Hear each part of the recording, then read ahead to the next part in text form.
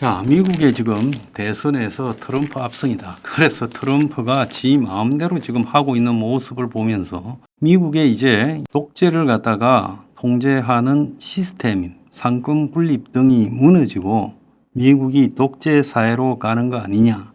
이 속에서 허풍 뜨는 트럼프보다 훈계질과 잘난 척하는 해리스가 더 미웠다.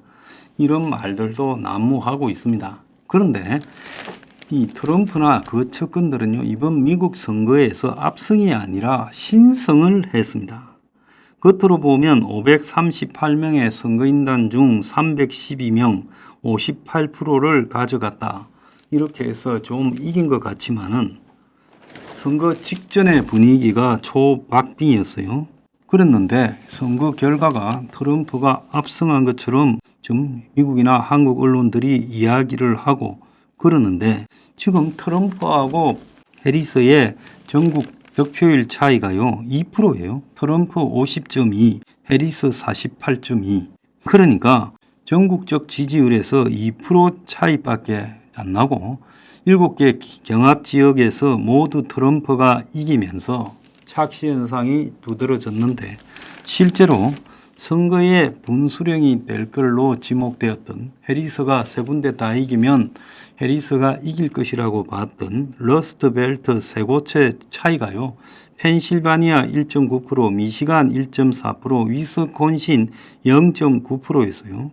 그래서 해리스 입장에서는 오차 범위 안에 지금 이들 러스트벨트에서 조금만 선전을 하고 선거 계획을 잘 짰더라면 결과를 뒤집을 수 있었다. 한마디로 트럼프가 겨우 이긴 것이다 라고 보는 것이 정확해요. 지금 트럼프가 내각을 지금 계속 임명을 하고 있는데 그 사람들이 청문회 통과는 아직 멀었죠. 그래서 어제도 말씀드렸듯이 성비자가 나오고 이 메인 세계 장관 자리, 그래서 국방, 국무, 재무인데 그 국방, 국무가 성비자라고 하는 거 아닙니까? 그 다음에 또 로버트 케네디 주니어가 또 음모론자라고 알려져 있고 별의별 희한한 사람들을 지금 다 임명을 하고 있죠. 그래서 지금 1기 때보다 4배 가까이 빨리 트럼프가 임명을 서두르고 있는데 지금 미국의 워싱턴 DC에서는 그야말로 트럼프 공화국이 아니라 트럼프 왕국이다라고 이야기가 나오고 있어요. 이 언론의 비판이나 정치권의 상식에 대해서 귀를 닫고 자기 마음대로 하고 있고 특히 지금 여기에 어떤 공적 권력도 가지지 못한 머스크가 트럼프와 공동 대통령이라는 이야기까지 나오고 있어요. 트럼프는 미국의 행정부 구조가 지극히 방만하고 낭비적이다. 이걸 전부 손을 대서 잘라버리겠다. 군대도 마찬가지고 이렇게 하고 있는데 문제는 이게 옳은 방식을 통해서 진행이 되어야 그 문제 제기는 맞을 수 있어요. 근데 그걸 갖다가 수술하는 방법이 옳지 않은 방식을 통해서 수술하겠다. 그것이 수술이 될 거냐? 지금 그런 부분이 굉장히 의문이라는 겁니다. 자, 미국의 최근에 이 트럼프 내각에 보면 정경유착이 굉장히 심할 걸로 보여요. 자, 미국의 외교와 국방과 관련되는 중요한 세 자리 소령, 중령, 대령 출신들이 지금 차지하고 있어요. 자, 그래서 40대의 이런 젊은 사람들을 동원해서 경험이 일천한 어떻게 보면 또 다른 관점에서 보면 공직 중요한 최고 중요한 세계적으로 중요한 공직에 가기에 부적절한 행동을 하면서 마음대로 살아온 사람들을 이런 자리에 임명했을 때 그가 그야말로 균형감 있게 이런 일을 수행할 수 있을 것인가라는 능력에서의 문제까지 나오고 있고 도덕성 문제도 나오고 있어요. 변화 혁신을 내세워서 견제와 균형이라는 민주주의의 원칙을 깨고 있다. 그래서 적어도 트럼프가 근대 국가 이후에 자리 잡은 계몽주의적 민주주의라는 틀을 완전히 개무시하면서 자기 마음대로 가고 있어요. 첫째도 둘째도 충성심과 트럼프보다 더 잘한다고 하지 않는 자, 그리고 배신하지 않는 자, 이런 자들을 다 앉히겠다고 지금 하고 있어요. 그러면서 트럼프는 네오콘이라는 과거의 공화당의 진보수주의라고 하는 자들을 다 제거하겠다. 그래서 거기에 이제 1, 2등이 니키 헤일리와 폼페이오죠. 그래서 네오콘을 다 처리한다라는 것은 신보수주의라는 것은 레이건 때 싹이들은 미국이 전 세계 문제에 적극적으로 개입하고 해서 미국의 이익을 추구한다라는 문제를 한마디로 세계의 경찰 역할을 포기시키겠다고 말하고 있지요.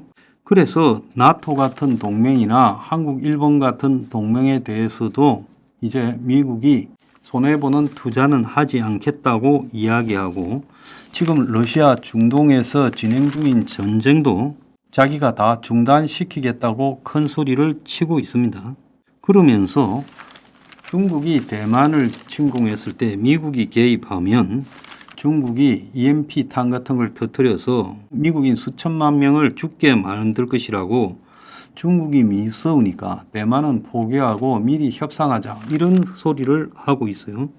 자, 이런 주장을 하는데 헤그세스라는 국방부 장관 또 마이크 왈처 NSC 보좌관 등이 지금 대중 강경파임에도 불구하고 트럼프가 이들을 시킨 것은 이들이 대중 강경파라고 네오콘처럼 치부됐다라는 사실 자체가 거짓말이라는 거예요. 자, 트럼프 주변에는 미국 고립주의적인 강경파가 굉장히 자리 잡고 있어요. 그래서 그들은 북한과의 협상을 재개할 거고 점점 미국의 이 세계적 역할을 줄이는 쪽으로 갖고 갈 거라는 게 뻔해요. 자, 트럼프가 자기가 임명한 사람을 갖다가 이제 내각에 앉히는 과정 이런 데서 기준을 거치지 않고 또 상하원 예산에 대한 거부권을 행사하고 이러면서 이 의회 견제를 무력할 가능성도 크고 취임 첫날부터 독재자가 되겠다고 했지만 사실상 임기 전부터 독재자가 되고 있다. 이런 이야기가 나오고 있어요. 그래서 트럼프가 미국 워싱턴 DC 한복판에 거대한 핵폭탄을 던지면서 새로운 질서를 세우겠다는데 그 새로운 질서가 극우 포퓰리즘에 기반한 지금 미국에서조차도 이론적 토대가 마련되지 않은 그런 관점이에요. 지금 미국식 네오 포퓰리즘에 대해서 이것이 어떤 방향으로 가고 무엇을 지향하고 있고 미국과 세계에 어떤 영향을 미칠 거고 그 정책이 앞으로 어떻게 규결될 건가에 대한 논문 하나도 책 하나도 없잖아요. 그러니까 가보지 않은 길을 그야말로 워싱턴 DC에 핵폭탄을 던지고 트럼프가 독재자로서 간다고 하는데 자, 길을 처음 가려면 방향을 정해놓고 가야지 방향이 없는 상황에서 자기가 마음대로 한다고 길이 열리겠습니까? 그때는 절벽으로 떨어지는 수가 있죠. 미국이 갈 앞으로의 문제가 매우 우려된다는 겁니다.